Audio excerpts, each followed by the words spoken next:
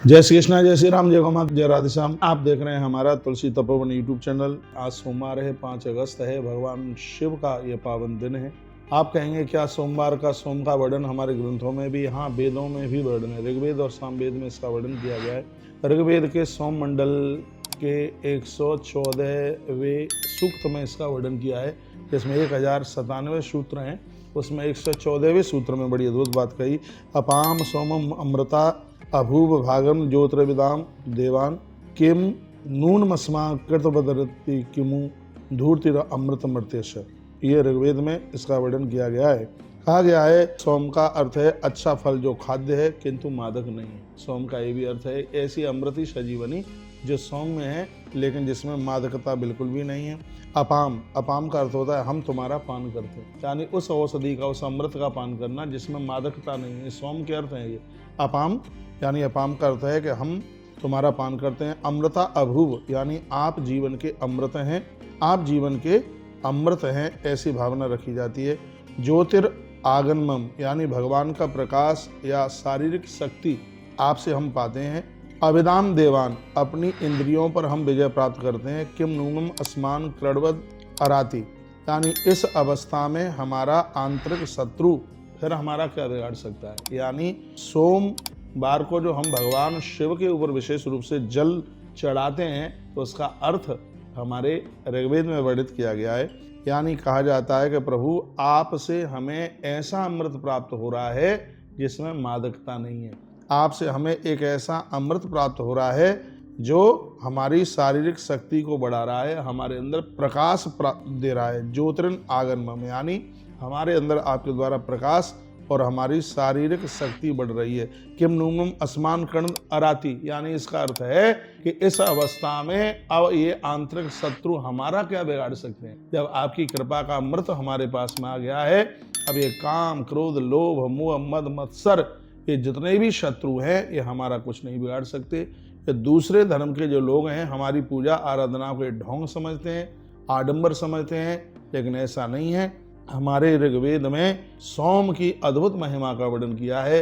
वर्णन है कि जैसे हम भगवान को वंदन और प्रणाम करते हैं, जल चढ़ाते हैं, इससे हमें एक ऐसे अमृत तत्व की प्राप्ति होती है, उसको चख कर, उसका पान करके, जिसमें मादकता नहीं है, जिसमें अहंकार नहीं है।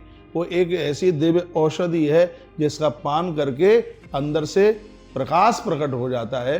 यही तो इसमें वर्णन किया गया है। लोग उससे शक्ति पाते हैं और फिर एक साधक वंदन प्रणाम करके कहता है, उसने भगवान को कहा किम धूर्त अमृतम मर्त्यस्य, भगवान हिंसक लोग अब मेरा क्या बिगाड़ेंगे, हिंसक लोग अब मेरा क्या बिगाड़ेंगे जिसने ऐसा अमृत ही, सोम मीन्स अमृत है, सोम मीन्स उल्लास है, सोम मीन्स चंद्रमा है, अमृत चंद्रमा के पास में है, और सोम मीन्स सौम्यता है। भगवान ये सब चीजें अब मुझे प्राप्त हो गई है।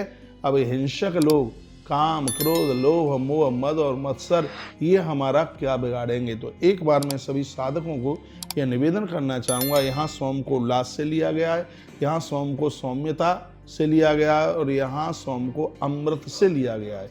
तो एक भक्त, एक साधक भगवान के सामने यही प्रार्थना करता है, भगवान आपकी कृपा का अमृत मुझे मिल गया है, मेरे अंतस में प्रकाश हुआ है, अब मेरे बाहरी और अंदर के शत्रु मेरा कुछ नहीं बिगाड़ सकते। मैंने ऐसी संजीवनी, सोमलता ऐसी संजीवनी मैंने पी ली है कि अब तो ये संसार के रोग मुझे स्पर्श कर ही नहीं पाएंगे। यही सोमवार का बड़ा अद्भुत इसका अर्थ, सोम का अर्थ निकलता है। तो आज सोमवार है, आप भी देवी देवताओं को वंदन कीजिए। और इस सोम के माध्यम से मैं विशेष रूप से आपको निवेदन करूंगा तीसरे सोमवार को कि खाली जल के लोटा चढ़ाने से काम नहीं चलेगा। यह व्रत तब पूरा होगा जब आप उल्लास में जिए, आप आनंद में जिए, आप उत्साह में जिए, आप टेंशन को बाहर निकाल दीजिए, ईश्वर से जुड़िए और यही मन में विचार कीजिए, परमात्मा ने अपना अमृत हमें दे दिया है, इस अमृत को पीकर हमारे अंतस में प्रकाश प्रकट हुआ है, हमें शक्ति मिली है। इस अमृत को पी करके अंदर के और बाहर के शत्रु अब हमारा कुछ नहीं बिगाड़ सकते। हर हर महादेव। आप सब एक लोटा जल भगवान के ऊपर चढ़ाइएगा और भगवान को वंदन कीजिए। ये सोमवार आप सबको सुखद हो, ये सोमवार आप सबको बढ़िया हो। भगवान के चरणों में हमारी ऐसी ही प्रार्थना है। तो सोमवार की बड़ी महिमा हमने ऋग्वेद के माध्यम से आपके बीच में रखी। आपने सुना, आपका बहुत बहुत धन्यवाद। जय श्री कृष्ण, जय श्री राम, जय गौ माता, जय राधे श्याम। हर हर महादेव, घर घर महादेव।